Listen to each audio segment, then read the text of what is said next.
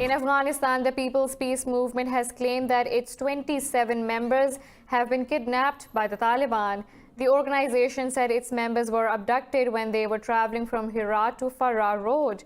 The group said this is the fourth time the Taliban have taken its members captive. The provincial police said efforts have begun to track the kidnappers. The Taliban have not made a comment on the development yet. Burkina Faso, where 35 people, mostly women, have been killed in a militant attack in northern Somme province. In a statement, the military said 7 soldiers and 80 militants were also killed in the double attack. Officials said a large group of terrorists simultaneously attacked the military base and the civilian population in Arbenda. Communication Ministry said out of 35 killed civilians, 31 were women. President Roch Kabore has declared 48 hours of national mourning in the country. No group has yet claimed responsibility for this attack. This is one of the deadliest assaults in nearly 5 years of violence in the West African country.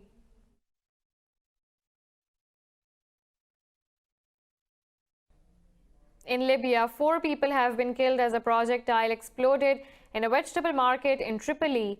Rescue officials say 6 others were wounded in the attack in the city's suburb. The UN-recognized government of national accord has accused Khalifa Haftar's Libyan National Army of carrying out the attack. Haftar's forces made no immediate comment on the strike. Libya has been battered by escalating violence, unrest, and political instability since the fall of dictator Muammar Gaddafi in 2011. In Algeria, massive protests continue despite a day of mourning for the deceased army chief. The country's military head Ahmed Gaid Salah died of a heart attack on Monday, and government called for 3 days of mourning. Defying the call, protesters held their demonstration against the ruling elite. Raising no slogans against Salah, protesters said they are not against one person but the whole system. Israel's army has admitted its strikes on Gaza that killed 9 members of the same family was due to a faulty assessment of the risk to civilians.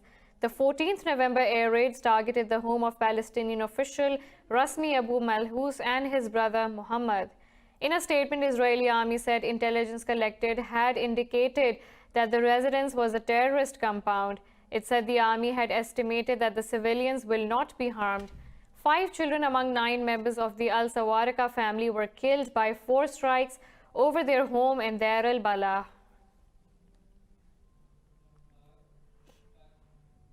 In Yemen, 12 aid agencies in the town of Al-Dahailia have stopped work after attacks on their buildings. The latest attack was carried out on an Oxfam office, followed by a rocket attack on the building of the International Rescue Committee last week. The UN has called the situation an alarming escalation amid media campaigns against aid organizations. A civil war has gripped the country since 2014, when the Houthi movement ousted President Abdurrabbu Mansour Hadi's government. According to the United Nations, around 80% of the population needs humanitarian assistance. Turkey says it is in talks with Russia over a new truce in Syria's northwestern Idlib province. In a briefing, presidential spokesman Ibrahim Kalin said the negotiation aims to put an end to increased violence in the region. Kalin said the attacks in Syria must come to an end immediately under a new ceasefire. He said Ankara is waiting for Moscow to begin efforts in coming days. Turkey and Russia agreed in September 2018 to turn parts of Idlib into a de-escalation zone. Idlib hosts some 3 million people, including many displaced by years of violence in other parts of Syria. Moving on to Pakistan, which has rejected a US State Department report on religious freedom in the country. The Foreign Office says Pakistan's designation is reflective of selective targeting of countries. It questioned the credibility of the report, which failed to designate India despite religious violence. It added that Pakistan is a pluralistic country where all minorities enjoy complete religious freedom. A fact-finding report has revealed that Indian police used brutal force against the students of Aligarh Muslim University. The report is compiled by activists, academics, journalists and lawyers who interviewed students last week. The report said police beat students indiscriminately while using rubber bullets, tear gas shells, and stun grenades. It also holds the university administration and authorities responsible for failing in their duty to protect the campus and its residents. It accused them of inviting armed police personnel into the campus. Revealing his Islamophobia, a minister of Indian ruling party, Vijay Rupani, said the country's Muslim can migrate to 150 countries. Meanwhile, BJP's Muslim leader Shazia Ilmi said she is being sidelined over her faith. Ilmi said she has been denied all access pass to party events and key meetings. The Indian cabinet has approved $553 million for a population survey next year despite protests over the citizenship law. Authorities say the updated National Population Register will be a comprehensive list of all residents. However, critics say it will be a list from which doubtful citizens will be asked to prove they are Indian. 25 people have been killed in protests over the citizenship law, which is being seen as anti-Muslim.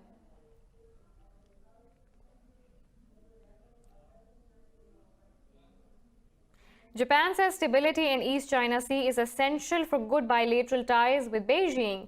In a meeting with his Chinese counterpart Li Keqiang in Chengdu, PM Shinzo Abe said Tokyo is willing to work with China in promoting world peace.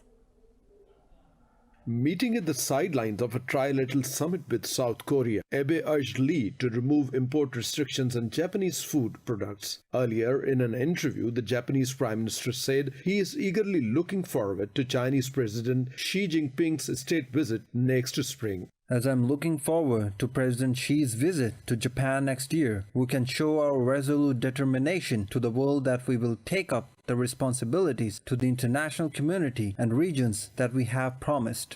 Abe said he expects more Chinese people to visit Japan during next summer's 2020 Tokyo Olympics.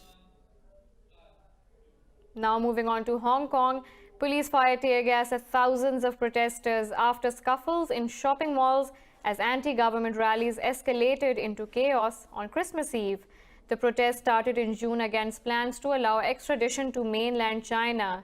The bill was withdrawn in September, but demonstrations continue and protesters seek full democracy and an inquiry into police actions. Protesters inside the malls threw umbrellas and other objects at police, who responded by beating some demonstrators with batons. Many families with children had congregated in the same area to view the Christmas lights. Police have arrested more than 6,000 people since protests escalated in June. The Civil Human Rights Front has applied to stage another march on New Year's Day.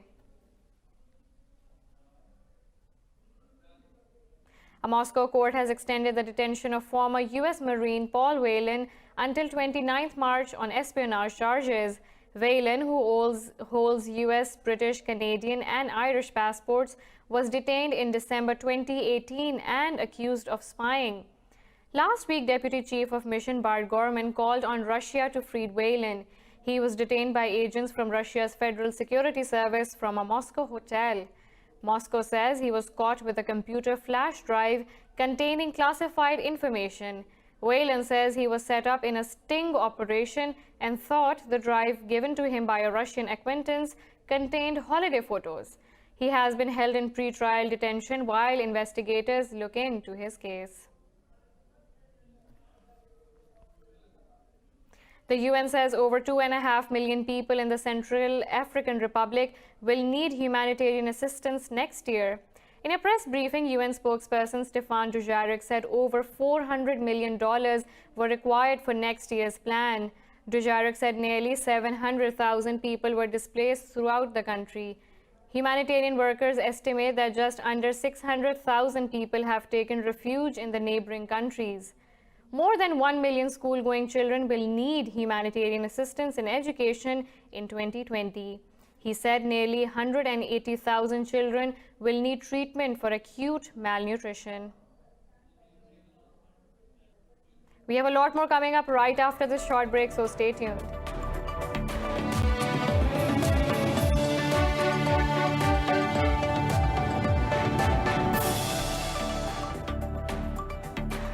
Welcome back. In Chile, over 120 houses have been destroyed by fast-moving forest fires in the country's city of Valparaiso. Mayor George Sharp said power was cut in about 90,000 residences in the vicinity as a precautionary measure. The mayor said firefighters are trying to wrestle the fires in Rockant and San Roque areas. Authorities said over 400 acres of grassland have already been ravaged by the fires. Rescue workers are employing both land and aerial resources to extinguish the spreading fires. Strong winds and high temperatures are aggravating the situation in one of Chile's largest cities and a popular tourist destination. 7 people were killed as a mudslide buried 2 homes in the Brazilian city of Recife, in the capital of northeast Pernambuco state. Local fire department said the victims were members of the same family. A 2-month-old infant and a 9-year-old girl were among the victims, while 3 others were injured. The mudslide in the neighborhood of Dois Ondeos occurred at dawn as residents were asleep. Authorities said the cause of the accident was unknown as the mudslide had not been caused by rain. Neighbors said 2 water pipes in the area had burst, which could have led to the mudslide. Venice has been hit by another high tide on Christmas Eve, a month after the worst flooding in 50 years. Even as the city recovers from November's devastation, water levels rose the day before Christmas, with the tide peaking at 139 centimeters. Venice suffered its worst week of flooding in mid-November, recording 4 tides above 140 centimeters in just 7 days.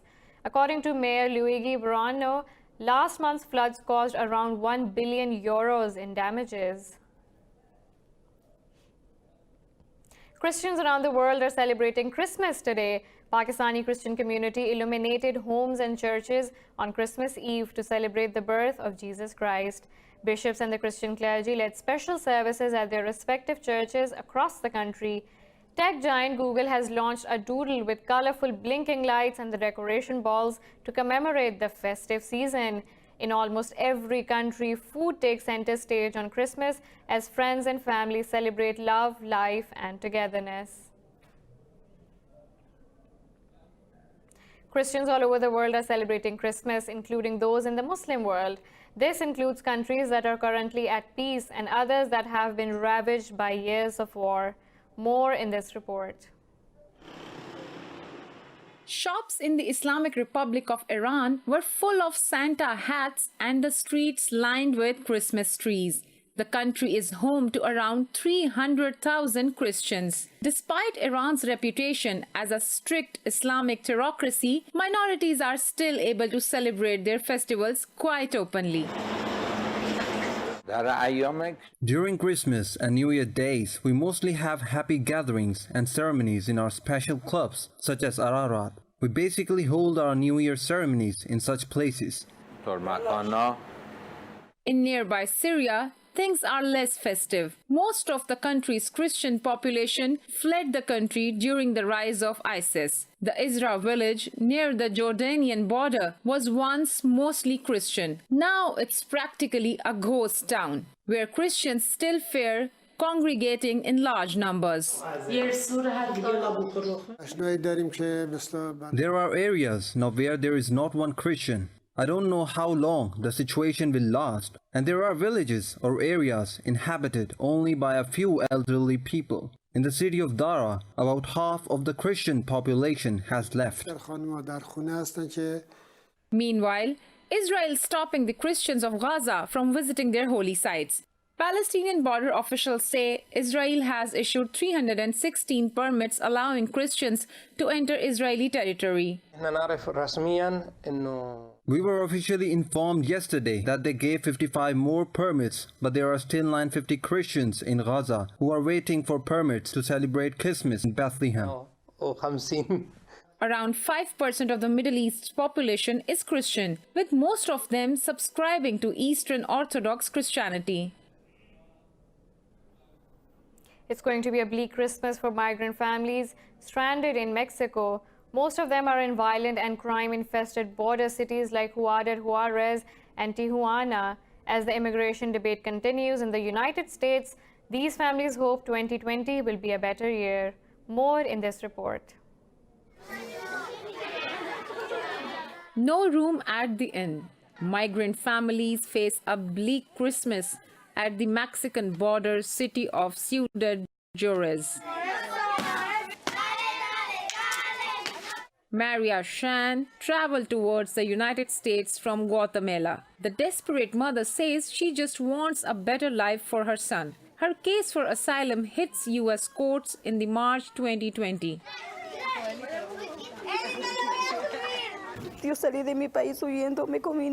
I fled my country with my baby. I never thought that I would be returned to Juarez. I am waiting to go to US with my baby to give the best life to my son so he can study.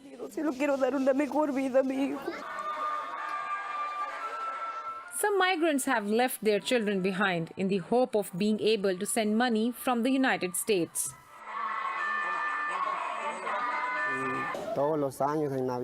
I'm sad because I really haven't been this far from my family before. Each year at Christmas, I was with my children, eating beans. I came here with hope for an opportunity in the United States, but the reality is very difficult.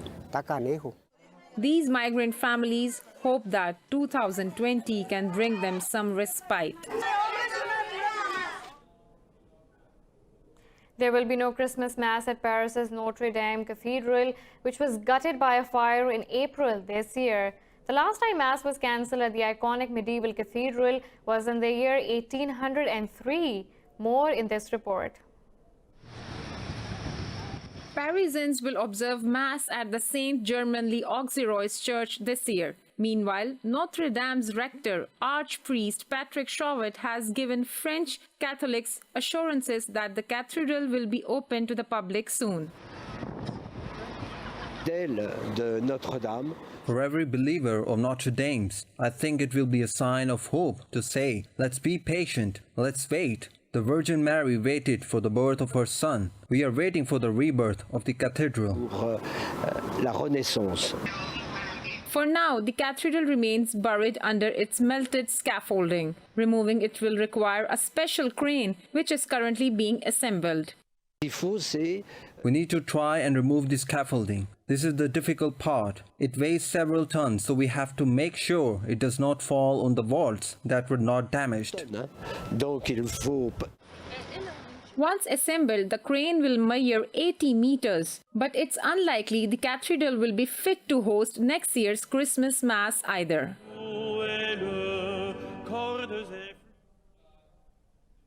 Pakistan is celebrating the 144th birth anniversary of its founder, Muhammad Ali Jinnah.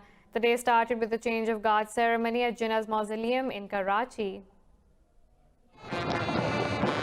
People across Pakistan are celebrating the birth anniversary of the nation's father with traditional zeal, enthusiasm, and national spirit. Special ceremonies are being held by government departments, social organizations, and academic institutions. In his message on the occasion, President Arif Alvi said Jinnah envisioned a separate identity for the subcontinent's Muslims. He said the acumen of his vision can be witnessed today with the prevailing conditions in India and occupied Kashmir. Prime Minister Imran Khan said the best way to pay homage to the Qaid is to adhere to his principles of unity, faith, and discipline. He said the world is witnessing the perversion of the so-called secular outlook of India with discrimination against minorities. Jinnah is among few world leaders who changed and shaped history single-handedly, standing strong against British imperialism. In his book, U.S. historian Stanley Warport said few changed history, fewer altered the global map, and hardly anyone created a country, but Jinnah did all three. We have a lot more coming up right after this short break, so stay tuned.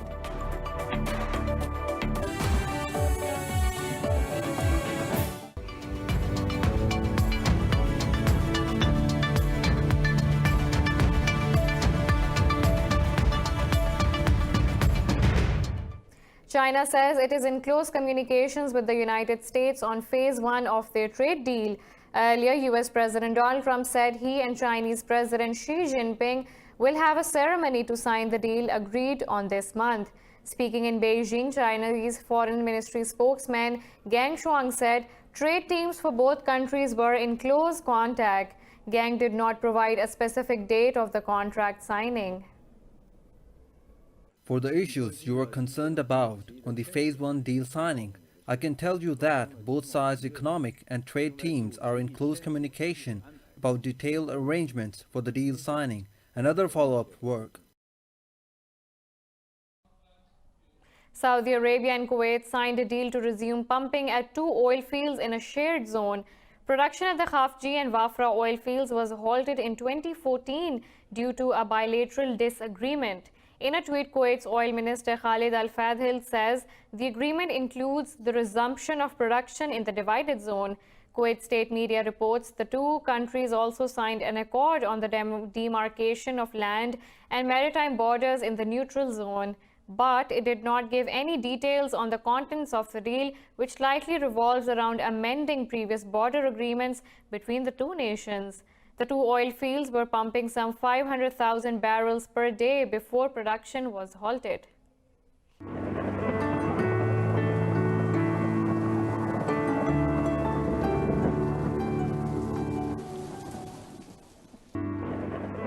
Now let's look at the weather from around the globe.